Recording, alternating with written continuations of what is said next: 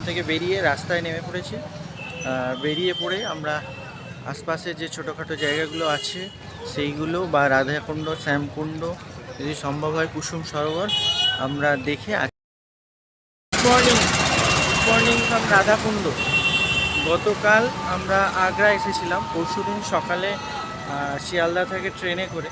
তো আগ্রাতে আমরা এসেছিলাম, আমাদের যে শিডিউল টাইম ছিল তার থেকে অনেকটা লেট করে আমরা এসে পৌঁছেছিলাম। প্রায় 5-6 ঘন্টার বেশি সময় ট্রেন লেট ছিল। তো তারপরে আগ্রা থেকে এসে আমরা তাজমহল দেখেছিলাম।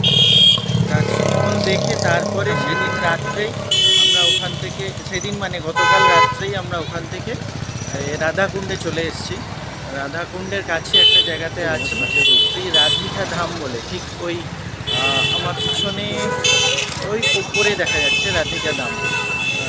রাধিকা ধাম আছে দেখা যাচ্ছে, গাছের পাড় দিয়ে বাঁকান। আমরা রাধিকা ধাম থেকে বেরিয়ে রাস্তায় নেমে পড়েছি।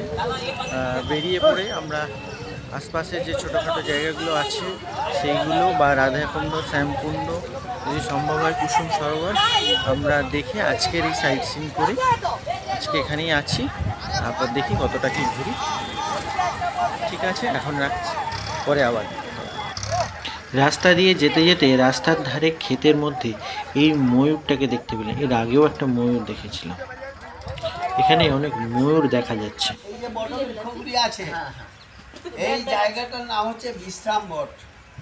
মহাপ্রভু যখন বৃন্দাবনে এসে পরিক্রমা করছিলেন, 84 ক্রোশ পরিক্রমা, এটা পরিক্রমা মার্গের রাস্তা। ওই দিকে মুকরাই যে জায়গায় যাচ্ছি ওইটা দিয়ে বেরিয়ে এইটা দিয়ে রাধাকুণ্ড যাওয়ার রাস্তা।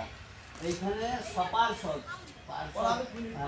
পার্ষদ সবাই বিশ্রাম করছিলেন, ওই জন্য এখানে বিশ্রাম বট, এখানে বসতে হয়। আচ্ছা, এবার উঠি।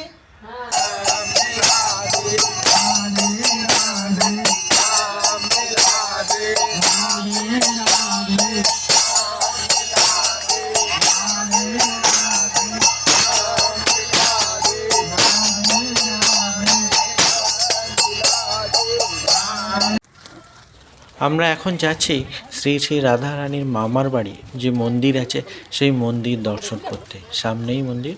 কথা বলতে বলতে আমরা গ্রামের রাস্তা দিয়ে অনেকটাই চলে এসেছি। রাস্তার ধারে অনেক ক্ষেত, অনেক ময়ূরও দেখলাম। আর এই সামনেই মন্দির, বাড়িটা হচ্ছে।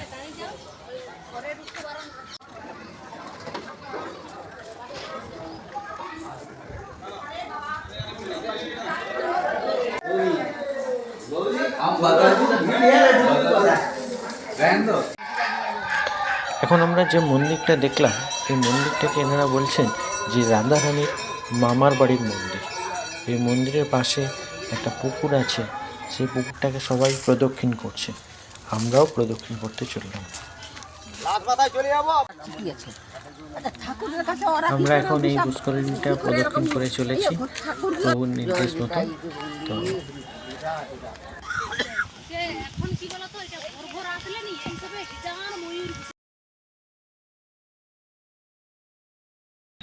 আমরা এখন চলেছি শ্রী রাধিকা ধামের উদ্দেশ্যে। ওখানে গিয়ে আমরা যাব রাধাকুণ্ড, শ্যামকুণ্ড, আর যাওয়ার পথে আমরা দেব সোনার গৌরাঙ্গ মন্দির।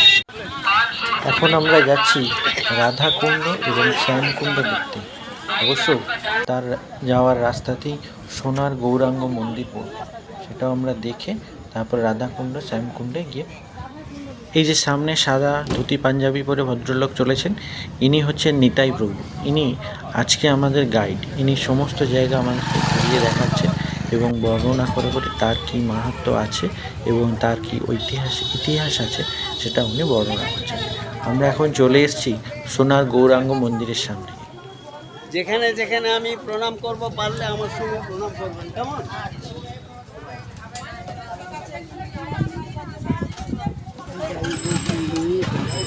আর আমার সঙ্গে যাবেন, আমি যেদিক দিয়ে যাব।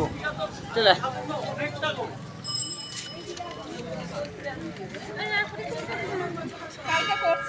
ছবি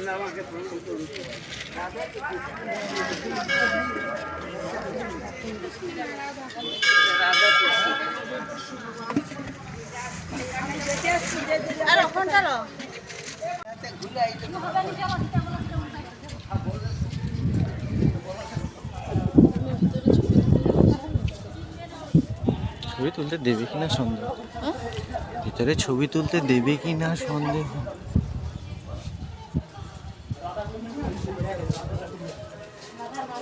সবাই একদিকে পরিক্রমা করো, রাধারানী অতটা দৃষ্টি দিবেন। আমি উল্টা দিকে তোমার দিকে বড় না চক্র লাগে কি হবে এই আবার পাগল ছাগল নাকি বাবা আমাকে পরীক্ষা কাটতে দিছে কি ব্যাপার এই হঠাৎ উল্টা হয়ে বলে ও মনে হয় জানেনি আবার যখন সকালে যখন বুঝা হয় তা কত মাউলি যখন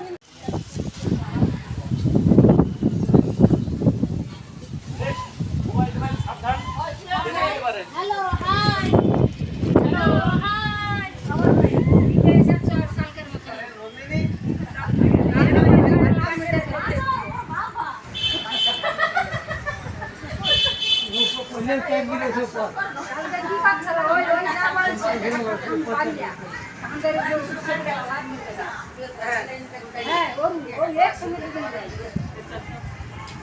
এটা আমরা সোনার গৌরাঙ্গ মন্দির প্রদক্ষিণ করলাম, এরপর মন্দির ভিতরে যাব, কিন্তু এরপর আর আমাদের ছবি তুলতে দেয়নি, সেই জন্য আর ছবি তোলা সম্ভব হয়নি।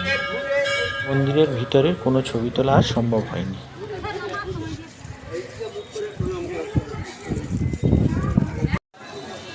এই যে রাস্তাটা দিয়ে আমরা চলেছি, এই রাস্তাটা সোনার গৌরাঙ্গ মন্দিরের সামনে দিয়ে রাধাকুণ্ড শ্যামকুণ্ড ঘাটের দিকে চলেছে। আমরা এখন সবাই সেই দিকেই যাচ্ছি। এই প্রভুজির কাছ থেকে রাধাকুণ্ড এবং শ্যামকুণ্ড সম্বন্ধে যেটা জানতে পারলাম সেটাই আপনাদেরকে বলছি। সেটা হচ্ছে কংস কৃষ্ণকে হত্যা করার জন্য বহু অসুরকে পাঠিয়েছিলেন। তার মধ্যে এক অসুরকে পাঠিয়েছিলেন ধেনুকাসুরকে। তো সেই ধেনুকাসুর গরুর রূপ ধরে শ্রীকৃষ্ণের যে গরুর দল আছে তার মধ্যে ঢুকে যায় এবং সেখানে অনেক গরুকে হত্যা করতে থাকে। কৃষ্ণ ভগবান তাকে চিনে ফেলেন এবং চিনে ফেলে তাকে হত্যা করেন। এরা সেই হত্যার ঘটনার কথাটা মাতা রাধারানী জানতে পারেন এবং কৃষ্ণকে বলেন, তুমি গো হত্যা পাপ করেছো, তো তোমায় পাপস্খলন করতে হবে। তো পাপস্খলন কীভাবে হবে, তো সেইটা বলতে উনি জানান সামনে জগন্নাথ দেব আছে।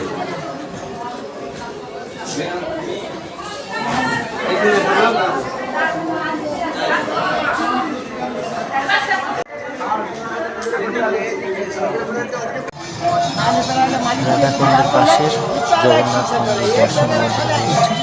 এবার আমরা আগিয়ে চলেছি, যে কথা বলছি শ্রীকৃষ্ণের গোহত্যা পাপ এর কথা পাপস্খলনের জন্য ওনাকে বিধান দেওয়া হয় যে সমস্ত তীর্থ দর্শন করে স্নান করে আসতে হবে, তাহলে ওনার গোহত্যা পাপস্খলন হবে। তখন সমস্ত দেবাদিদেবরা বলেন, হে প্রভু, আপনি তো আমাদের ত্রাতা, তো আপনি কি আমাদের কাছে আসবেন? আপনি আপনার জায়গায় থাকুন, আমরা সবাই আপনার কাছে যাচ্ছি। তো সবাই এসে উপস্থিত হন। কৃষ্ণ ওখানে শ্যামকুণ্ডের সৃষ্টি করেন এবং সেখানে স্নান করে তার পাপস্খলন করেন। এবার তিনি তো পাপস্খলন হলেন, কিন্তু বাঁধলো আর একটা বিবাদ। সেটা হচ্ছে মাতা রাধারানীর সখীরা তো কিছুতেই ওই শ্যামকুণ্ডে নামবেন না, কারণ ওই কুণ্ডে স্নান করে হচ্ছে কৃষ্ণদেব পাপস্খলন হয়েছে। তখন রাধারানী আবার একটা কুণ্ড সৃষ্টি করলেন, যেটার নাম হচ্ছে রাধাকুণ্ড, এবং আমরা সেই চলেছি। এই রাধাকুণ্ড শ্যামকুণ্ড পরিক্রমা করতে করতে আমরা এখন উপস্থিত হয়েছি মাতা রাধারানীর প্রিয় এবং অন্যতম সখীর মন্দিরের সামনে। এই হলেন তার মূর্তি এবং মন্দির।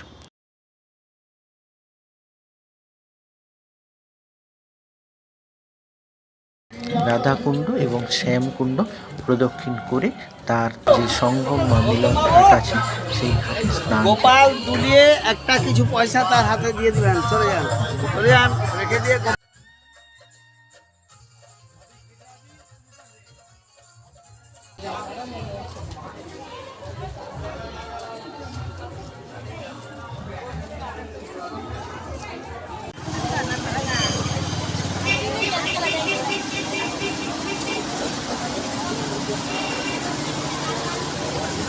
এইখানে মহাপ্রভুর মন্দিরে না পাও আমি পেছনে থাকুন। আমার ঠিক আছে তোমার মাসেই তো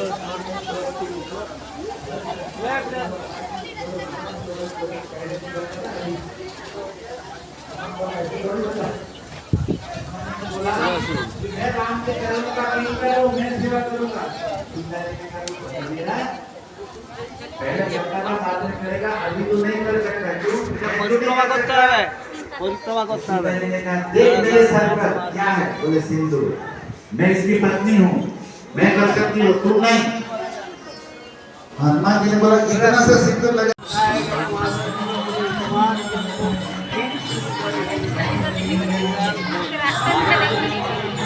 এখন আমরা রাধাকুণ্ড শ্যামকুণ্ড পরিক্রমা করছি আর তার পাশে বহু দেবদেবীর মন্দির আছে, সেগুলোকে আমরা দর্শন এবং প্রণাম করতে করতে এই যে চলে এসেছি রাধাকুণ্ড এবং শ্যামকুণ্ড সঙ্গম ঘাট বলে যে জায়গাটা আছে, মানে যেখান থেকে একসাথে রাধাকুণ্ড এবং শ্যামকুণ্ড উভয় জায়গাতেই স্নান করা যায়।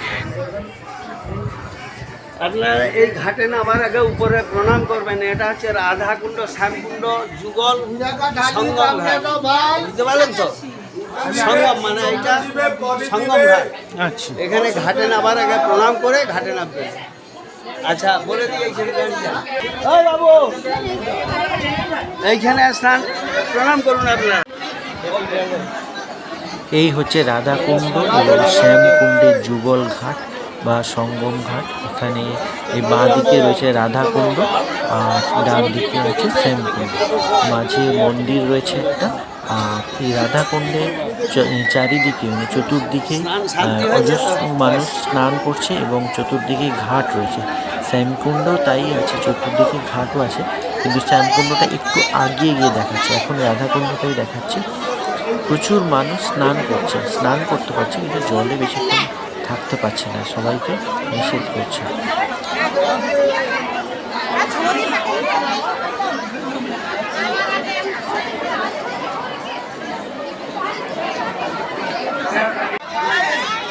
এই যে আমরা একটু আগে শ্যামকুণ্ডের সামনে চলে এসেছি। এই যে শ্যামকুণ্ডটা দেখতে পাচ্ছেন বিশাল বড়, চতুর্দিকে ঘাট আছে, এখানেও প্রচুর মানুষ স্নান করছে। তবে রাধাকুণ্ডে বেশি মানুষ স্নান করছে, শ্যামকুণ্ডের তুলনামূলক কম মানুষ স্নান করছে। আমাদের স্নান হয়ে গেছে, আমরা এবার বেরিয়ে যাচ্ছি আমাদের সেই রাধিকা ধামের উদ্দেশ্যে। এনার বাড়ি হচ্ছে বাউদিয়া।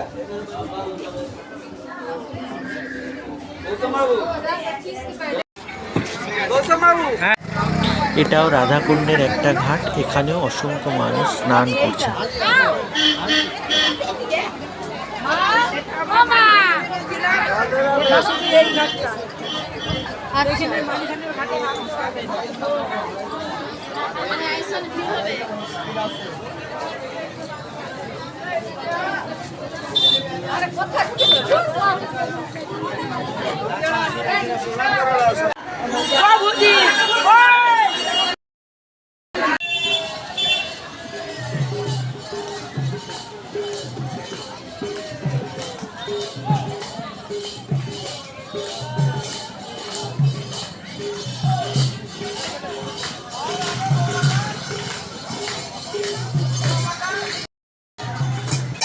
Good afternoon.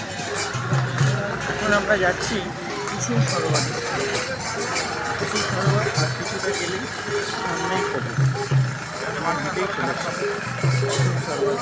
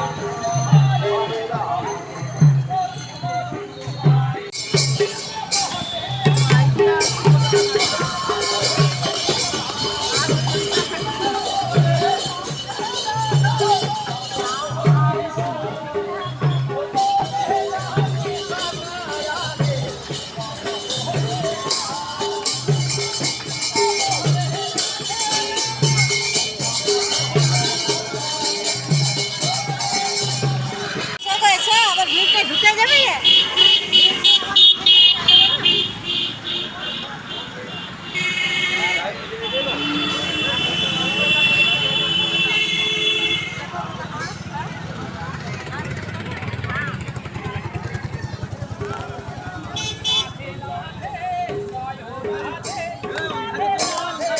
গতকাল রাত্রে যখন অটো করে আমরা আসছিলাম রাধাকুণ্ডের উদ্দেশ্যে, তখন কুসুম সরোবরটাকে আমরা প্রথম দেখতে পাই, দেখে খুব ভালো লেগেছিল।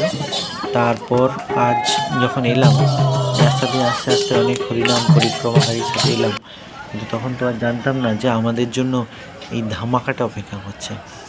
অ্যাকচুয়ালি আমরা এদিকে এসেছিলাম কুসুম সরোবর দেখতে, কিন্তু এখানে এসে জানতে পারলাম কুসুম সরোবর এখন পার্মানেন্টলি বন্ধ হয়ে গেছে।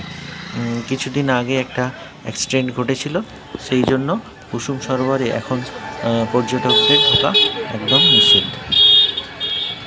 এখন আমরা সেই রাধিকা দামে ফিরে যাচ্ছি, গিয়ে ওখানে আমরা আজকের মতো নাইট স্টে করব।